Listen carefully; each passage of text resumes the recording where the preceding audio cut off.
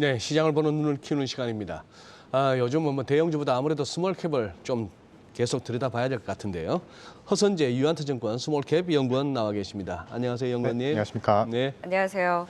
연구원님이 지난 방송 한 3월 중순에 나오셨는데 그때 MI텍을 꼽아주고 가셨어요. 매각 이슈와 함께 어마어마한 상승률을 보여주면서 지금 한 달이 좀 넘은 시점에서 60%에 가까운 수익률을 기록했거든요. 근데 그 매각에 대한 뉴스가 나오고 나서 그 이후에는 살짝 조정을 받고 있는데 이렇게 잘 갈 줄 아셨어요? 아마 이제 방송 지난번에 철회관 효과가 크지 않았나 생각을 하고 있습니다. 네.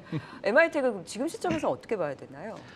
일단 MI텍 같은 경우에는 이제 회사 공식적으로 이제 MOU 공시를 네. 내긴 했는데 아직 그 업체명이 그렇게 오픈이 되거나 뭐 매각 단가가 오픈이 된 건 아니지만 예를 들어 이 글로벌 업체한테 매각이 된다라고 가정을 한다면 네. 앞으로 사실 그 글로벌 업체들의 이 글로벌 유통 채널 그리고 네임 밸류를 좀 활용해서 실적이 좀 크게 좋아지지 않을까라고 좀 생각을 하고 있습니다. 네, 앞으로도 더 기대가 되네요. 네. 오늘 첫 번째 가져오신 종목이 아스트.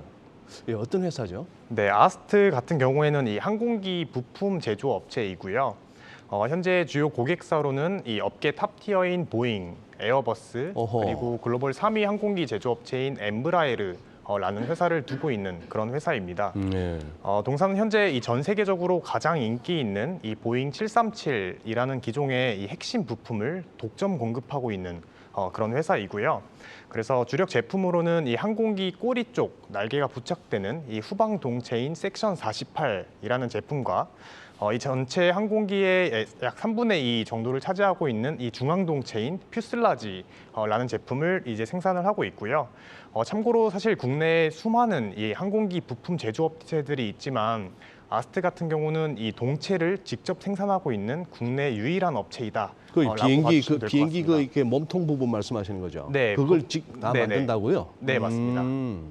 사실 몸통 부분이 더 부가가치가 높은 네. 만들기 어려운 그런 좀 기술력이 요구하는 그런 어허. 제품이라고 봐주시면 좋을 것 같습니다. 그러면 지금 동체뿐만 아니라 부품 전방위적으로 다 들어가는 거죠? 그렇죠. 지금 저희의 주력 제품이 이제 뭐 후방 동체, 중앙 동체 네. 이러한 동체가 주력 제품이고요. 이것 이외에도 이제 항공기 안에 있는 이런 벌크 헤드라고 하는 이제 중간에 있는 칸막이, 뭐 스킨 등등 기타 부품들도 현재 생산을 하고 있습니다. 근데 이걸 갖다 보잉이나 에어버스에다 납품을 한다고요? 네, 맞습니다. 오호. 네. 앞머리 빼고 뒤는 그러니까 다 하는 거네요. 그러네요. 그러면 지금 아스트는 사실 리오프닝 주잖아요. 그렇죠. 항공사하고 굉장히 밀접하니까. 그런데 주가가 그렇게 크게 움직이지 않았어요. 투자 포인트를 좀 더 자세하게 짚어볼까요? 네, 투자 포인트를 일단 말씀드리기 전에 사실 기존에 이제 델타 변이가 나오고 나서 오미크론 변이가 사실 나올 줄 모르고 네. 제가 리포트를 몇 번 썼었는데 사실 지금은 물론 이제 여러 가지 변이가 있긴 하지만 어느 정도 이제 리오프닝이 조금 더 명확해진 시점이라고 판단을 하고 있고요. 네. 그래서 투자 포인트에 대해서 말씀을 드리면 사실 리오프닝이 좀 가속화되는 부분 그리고 보잉의 이 737 맥스가 사실 2018년, 2019년에 이제 두 번의 추락 사고가 있던 맞아요. 그때 기종인데 고전했죠. 네, 이제 이런 것들이 이제 올해부터 좀 본격적으로 해소가 되면서 과거 망가졌던 이 실적이 이제 올해부터는 굉장히 가파르게 좀 올라올 수 있다라는 점이 메인 투자 포인트로 봐주시면 좋을 것 같습니다. 그러면 실적 한번 봐주시죠. 네네. 뭐 과거 추이나 앞으로 전망 같은 것도. 우선 실적 말씀드리면 네. 사실 이 아스트의 실적은 결국에 보잉이 737 맥스라는 기종의 생산 대수를 네, 앞으로 네. 얼마나 가져가냐에 따라 크게 달라지는데 그렇게, 네. 보잉 얘기를 살짝 드리면 보잉 같은 경우에는 이 737 맥스의 월 평균 생산 대수를 2021년 1분기 월 10대 수준에서 2022년 1분기 월 26대 수준까지 좀 크게 증가를 네. 시켰고요. 결국에 이제 저희의 섹션 48, 앞서 말씀드린 동사의 주력 제품인 섹션 48의 생산 대수 같은 경우에는 2021년 1분기 월 5대 수준에서 2022년 현재 월 15대 수준으로 약 3배 정도 증가를 했습니다. 그럼 이것들이 결국에 이 아스트의 실적에 어떻게 좀 영향을 끼치냐라고 보면 2019년 매출액 1,400억 수준에서 코로나 여파로 2020년 500억 수준까지 크게 감소를 했고요. 네. 2021년에는 약 800억 수준대까지 회복을 했습니다. 그래서 2022년 올해부터는 이 아스트의 공장이 좀 풀캐파로 돌아가면서 2019년에 매출액을 넘어선 1,800억 수준의 매출액을 달성할 것으로 예상을 하고 있고 2023년 내년에는 약 2,200억의 매출액을 좀 무난하게 달성할 수 있을 것으로 예상을 하고 있습니다. 실제로 아스트는 2021년 4분기 실적을 좀 살펴보면 매출액 335억 원, 그리고 영업이익 31억 원을 기록하면서 약 4개 분기 만에 이 흑자 전환에 성공을 했고요. 그래서 이제 올해 예상 매출액 같은 경우는 전년 대비 약 120% 정도 성장한 1,800억, 영업이익은 흑자 전환에 성공한 100억 원 수준으로 전망을 하고 있습니다. 어쨌든 여러 가지 현재 이 긍정적인 회복 시그널들이 나타나고 있기 때문에 앞으로 이 충분히 좀 관심을 가져볼 만한 회사이다라고 이해를 해주시면 좋을 것 같습니다. 작년 12월 1일 날 딱 5천 원 찍자 돌아서 가지고 그러니까요. 지금 7천 원대를 올라섰으면 벌써 5개월도 안 돼서 40%. 그래도 우리 연구원님 보시기에는 충분히 네, 위가 앞으로 더, 이제 전반적인 실적 개선과 실적 함께, 개선과 함께? 주가 상승이 네. 동반될 것으로 예상을 하고 있습니다. 아니, 정말 올해 그 실적을 딱 회복하는 그 해가 되겠네요. 그래서 실적과 더불어서 리오프닝주로서 움직이지 않았던 아스트를 첫 번째 또 스몰캡 종목으로 꼽아주셨고요. 두 번째로 이제 가져오신 스몰캡 종목도 살펴봐야 되겠죠. 애니플러스입니다. 최근에 이제 넷플릭스 이슈 때문에 콘텐츠 관련주를 좀 흔들흔들했었는데 애니메이션 쪽은 괜찮을까요? 네, 되게 굉장히 재밌는 회사이고요. 네. 사실 잘 아시겠지만 이제 넷플릭스가 주가가 좀 네. 크게 하락을 했는데 제가 개인적으로 생각을 했을 때 결국 이 콘텐츠를 제공하는 이러한 애니플러스 입장의 회사에겐 오히려 수혜이다라고 판단을 하고 있습니다. 네. 결국 넷플릭스의 주가가 하락한 가장 큰 이유 중 하나로는 여러 가지가 있겠지만 이제 대표적으로 이 경쟁이 되게 심화되었다라는 포인트인데 그렇죠. 사실 경쟁이 심화가 되면 될수록 이러한 콘텐츠를 공급하는 애니플러스 같은 회사에게는 예. 오히려 이 판매량이나 판매 단가가 좀 인상될 수 있는 그런 기회라고 생각을 하고 있습니다. 그래서 회사에 대해서 좀 간략히 먼저 말씀을 드리면 애니플러스는 이 일본 애니메이션을 전문적으로 유통하고 있는 업체이고요. 현재 국내 포함 아시아 8개 국가에서 이 사업을 영위하고 있습니다. 동사는 이 일본 신작 애니 점유율 70% 이상을 확보한 이 시장의 과점적인 업체이기 때문에 현재 시중에 보이는 애니메이션은 대부분 이 애니플러스가 유통한 작품이다. 이렇게 봐주시면 좋을 것 같습니다. 네. 그래서 일단 대표적인 작품으로는 진격의 거인과 러브 라이브 등과 같은 작품들이 있고요. 현재 넷플릭스, 왓챠, 웨이브를 포함한 대부분의 OTT 업체에게 동사의 이 작품을 공급하고 있다. 이렇게 봐주시면 좋을 것 같습니다. 그래요. 근데 지금 이 우리 연구원님께서는 이걸 그렇게까지 말씀하셨어요. 콘텐츠 업계 우등생이라고. 네, 맞습니다. 어떤 측면에서 네. 사실 애니플러스 같은 경우는 과거 이 단순 애니메이션을 유통하는 네. 이런 유통 업체에서 예. 이제 최근에는 이 애니메이션의 상품화, 전시와 행사, 그리고 이 드라마 제작까지 담당하는 이 종합 콘텐츠 업체로 변화에 성공을 했다라고 저는 판단을 하고 있습니다. 애니메이션이 히트치면 그게 드라마로. 이게 단순 애니메이션뿐만 아니라 이제 애니메이션 쪽에서는 애니플러스가 애니메이션을 네. 유통하고 주도하고. 이 IP를 기반으로 이제 굿즈를 만들어서 팬마이하는 사업을 하고 상품화. 있고요. 네. 그리고 전시와 드라마는 이제 이 애니메이션과 별개로 별개로. 네, 저희가 네네네. 직접 진행하고 있는 그런 사업이라고 봐주시면 좋을 것 같습니다. 그래서 애니플러스 같은 경우에는 이 투자 포인트라고 하면 이 본업인 애니메이션 유통 사업에서의 좀 구조적인 성장이 네. 나타날 것으로 예상을 하고 있고요. 이제 여기에 더불어 작년부터 본격적으로 성장하기 시작한 이 전시와 드라마 신사업을 통해서 앞으로 좀 큰 폭의 이익을 쌓아갈 수 있을 것으로 전망을 하고 있습니다.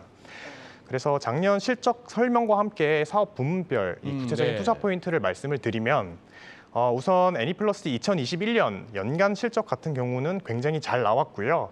매출액은 전년 대비 200% 이상 성장한 500억 원, 영업이익은 흑자 전환에 성공한 130억, 영업이익률 27% 수준을 기록했습니다. 이 주력 사업인 콘텐츠 부문에서는 국내외 OTT 시장이 좀 지속적으로 성장하기 시작하면서 동사의 애니메이션 판매량 확대가 나타났고요. 구체적으로 이 신규 OTT 업체들이 꾸준하게 이 시장에 진출을 하고 있고 동시에 이 OTT 업체당 그들이 소싱하는 이 애니메이션 수 자체가 늘어나면서 동사가 좀 크게 수혜를 봤다라고 봐주시면 좋을 것 같습니다. 사실 과거에는 이 애니메이션이라고 하면은 보통은 이 매니아층들이 주로 소비하던 그런 콘텐츠였는데 최근에는 이 애니메이션의 대중화가 좀 일어나면서 더욱더 많은 사람들이 애니메이션을 찾고 있는 상황이다라고 이해를 해주시면 좋을 것 같고요. 네. 그래서 사실 그러한 이유들 때문에 뭐 넷플릭스뿐만 아니라 다른 OTT 업체들도 이 애니메이션에 대한 소싱을 지속적으로 좀 확대하는 그런 추세에 있습니다. 저도 애니메이션을 크게 보는 스타일이 아닌데 진격의 거인은 워낙 유명하잖아요. 그래서 저도 진격의 거인은 찾아보고 보셨어요? 돌리다 보면 애니플러스에서 많이 해주거든요. 그래서 이런 애니메이션에 대한 대중화뿐만이 아니라 무엇보다 이제 신사업을 짚어주셨잖아요. 네. 앞서서 매출 현황을 보니까 드라마 제작 사업이 꽤 비중이 돼요. 근데 옷소매 붉은 끝동을 이쪽에서 제작을 네, 한 맞습니다. 거예요? 네. 제가 굉장히 재밌게 봤거든요. 드라마 제작 잘하네요. 네, 사실 이 자회사 위메드라는 회사가 진행한 작품인데 네. 위메드가 이제 신생 드라마 제작사예요. 네. 그래서 신생 드라마 제작사가 처음으로 이제 본격적으로 제작한 옷소매 붉은 구똥이 좀 대응에 성공하면서 실적이 굉장히 잘 나왔습니다. 그래서 신사업 부문을 조금 더 구체적으로 말씀을 드리면 신사업은 크게 전시와 이 드라마 이렇게 두 가지로 나눠서 봐주시면 좋을 것 같고요. 두 사업 모두 앞으로 꽤나 좀 유의미한 이 성장이 나타날 것으로 예상을 하고 있습니다. 전시 쪽 먼저 말씀을 드리면 전시는 이 자회사 미디어앤아트라는 회사를 통해서 네. 진행을 하는 사업이고요. 미디어앤아트의 요시고 사진전, 우연히 웨스 앤더슨과 같은 이러한 전시가 좀 흥행에 성공하면서 네. 작년에 이 70억 이상의 전시 매출액이 나타났습니다. 네. 저도 작년에 해당 전시회를 직접 다녀왔는데 우선 사람들이 정말 많았고요. 그리고 어허. 전시를 잘 모르는 제가 봐도 정말 구경할 만한 작품들이 굉장히 많고 되게 좀 재밌는 그런 시간을 보냈었습니다. 저 이거 봤어요. 아, 네. 다양하게 하네요. 네, 정말. 맞습니다. 네. 그래서 2022년 올해 같은 경우에는 이 리오프닝이 보다 본격화되고 그리고 동사가 운영하는 전시장이 작년 3개에서 올해는 4개까지 좀 늘어나는 효과로 올해 연간 이 전시 쪽 매출액은 전년 대비 약 30% 정도 성장한 100억 원까지 증가할 것으로 예상을 하고 있습니다. 참고로 다음 주부터 이제 신규로 개최되는 전시회인 이 레드룸이라는 전시 같은 경우에는 네. 이미 이 인터파크 기준 사전 예약률 1위를 좀 달성할 만큼 이 기대감이 굉장히 큰 상황이기 때문에 동사의 전시 사업은 앞으로 좀 꾸준하게 안정적인 성장을 이어갈 수 있을 것으로 예상을 하고 있습니다. 네, 그 다음으로 사실 더 중요한 거는 이 드라마 사업 쪽인데요. 드라마 같은 경우는 앞서 말씀드린 것처럼 이 자회사 위메드라는 회사가 자체 제작한 이 옷소매 붉은 끝동이라는 드라마가 흥행에 성공하면서 2021년 연간 160억 수준의 매출액을 달성했습니다. 참고로 애니플러스 2020년 연간 전사 매출액이 150억 수준이었다는 점을 감안하면 이 드라마 사업 쪽에서의 매출 기여도가 꽤나 좀 유의미하게 커진 상황이다라는 걸 알 수 있을 것 같고요. 2022년 올해 같은 경우에는 이 연간 드라마 제작 편수가 작년 2편에서 올해는 3편 정도로 이제 증가할 것으로 예상을 하고 있기 때문에 이 드라마 쪽에서는 이 매출액은 전년 대비 약 50% 정도 성장한 약 240억 정도를 기록할 것으로 예상을 하고 있습니다. 더불어 작년에는 이 위메드가 드라마를 제작해서 MBC와 같은 지상파에게만 공급을 했었는데 이제 올해부터는 지상파뿐만 아니라 다양한 이 OTT 업체들한테도 저희가 공급을 하면서 이 유통 채널까지 동시에 늘어나면서 좀 앞으로 꾸준한 실적 성장이 나타날 것으로 예상을 하고 있습니다. 그래서 애니플러스 같은 경우는 올해 예상되는 연결 실적 말씀드리고 마무리하도록 하겠습니다. 네. 네. 애니플러스 2022년 예상 매출액 같은 경우는 전년 대비 약 45% 정도 증가한 710억 원 수준, 그리고 영업이익도 마찬가지로 45% 수준 증가한 190억, 영업이익률 27% 수준으로 예상을 하고 있습니다. 더불어 내년 예상 실적 기준 PER은 현재 약 10배 언더로 주가 매력도 또한 좀 부각이 되고 있는 상황이기 때문에 앞으로 이 실적 성장과 더불어 충분한 주가 상승 또한 기대해 볼 수 있는 그런 업체다라고 봐주시면 좋을 것 같습니다. 아주 이 그래프가 이쁘네요. 매출액 네. 추이가. 그러니까요. 네. 사실 그리고 이제 회사 내부적으로는 현재 2021년 기준 현금이 약 400억 이상을 확보를 하고 있는데 네. 이제 올해부터는 사업 확장을 위해서 조금 더 공격적인 M&A까지 진행하면서 앞으로 꽤나 좀 가파른 실적 성장을 예상해봐도 좋을 것 같습니다. 네. 여기가 진짜 리오프닝 주구만.